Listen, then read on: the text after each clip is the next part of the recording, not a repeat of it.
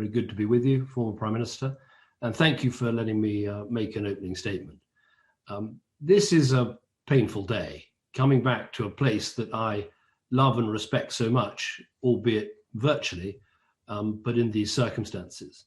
And I've had plenty of time to reflect on what has happened. I welcome this inquiry and its related reviews, and I believe there are important lessons to be learned.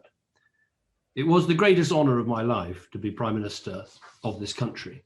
And when my service as Prime Minister came to an end, I wanted to build a new career based on a mix of charitable and pro bono work for causes that I care about, like dementia and international development, and business interests in areas of cutting-edge technology. I believe that an ex-Prime Minister should be able to do that, and I thought carefully about the choices I made and took extensive advice.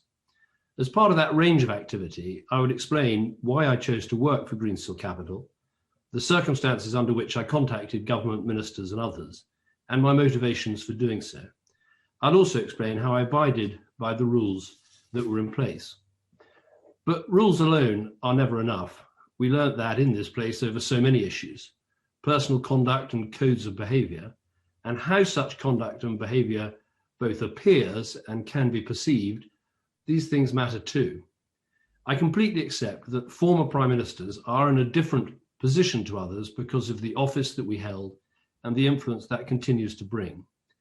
We need to think differently and act differently. Lobbying itself is a necessary and healthy part of our democratic process, but I accept there's a strong argument that having a former Prime Minister engage on behalf of any commercial interest, no matter how laudable the motives and cause, can be open to misinterpretation. Perhaps that's especially so when the communication systems we all use, particularly in the heat of responding to a crisis, are text, phone, and app, rather than the more formal approach of writing. I hope it is accepted that nothing I did was in breach of the rules, but on the wider test of what is appropriate, as I've said previously, it would be better only to use the most formal means of contact via a letter. I started working as a senior advisor to Greensill Capital in August 2018. Lex Greensill wanted me to help him grow what was becoming a successful UK-based fintech firm.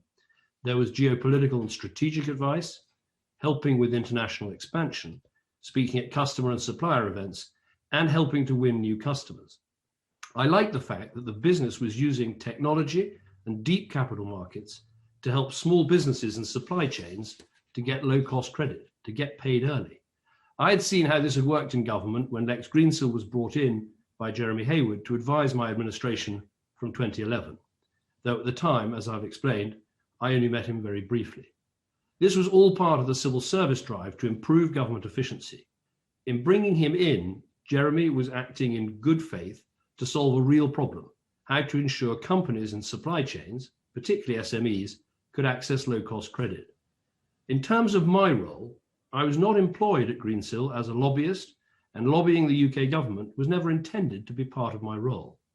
However, in the economic turmoil caused by COVID, the government quite rightly introduced several schemes to help ensure that credit would continue to be expanded to business.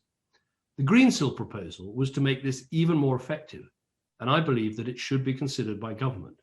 This was particularly the case as what was being suggested was very similar to action that had been taken during the financial crisis in 2008, in which businesses like Greensill have been involved. My motivation for contacting ministers and others was to help UK firms at this moment of difficulty and to ensure that fintech firms, and Greensill in particular, were listened to as well as the major clearing banks. My reason for contacting the Chancellor and others so directly was because these solutions were being considered, introduced and amended in rapid time, and I believe Greensill could help the country at this time of acute health and financial crisis.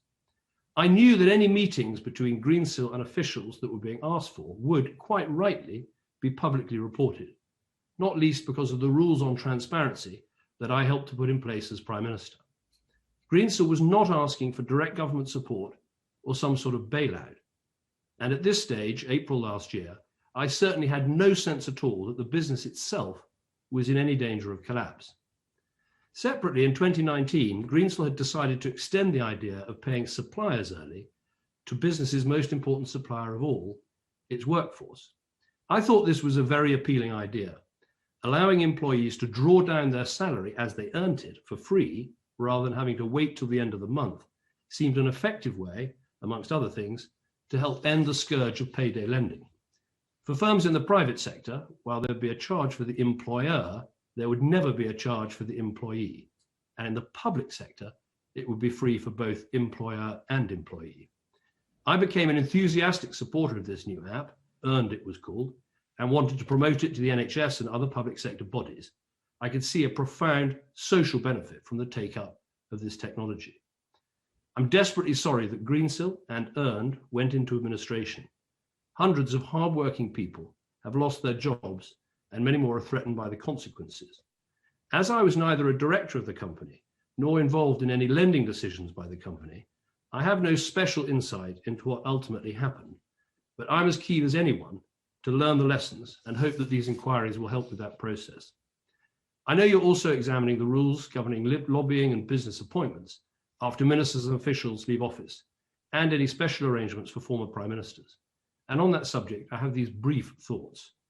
The lobbying rules were put in place to deal with lobbying by multi-client firms rather than employees of individual businesses, to ensure that those being lobbied knew on whose behalf they were being contacted. This was, of course, backed by the fact of the existence of all relevant and subsequent meetings with businesses are then made public. If lobbying registration can be extended to in-house operatives without excessive bureaucracy or damaging the interests of charities, there is a case for making that change. The body that vets jobs for former ministers and civil servants, ACABA, is well established and, in my view, works, but its examination of appointments should be mandatory and comprehensive, and its decisions should be enforceable. As I said at the outset, former prime ministers are in a different category, and I've read the arguments for different special arrangements. A longer period before any contact with government over any commercial issue could be appropriate, and a new special committee over and above ACABA to advise on post office appointments might help with choices that need to be made. Can I thank you, Chair, for letting me make that opening statement? Okay.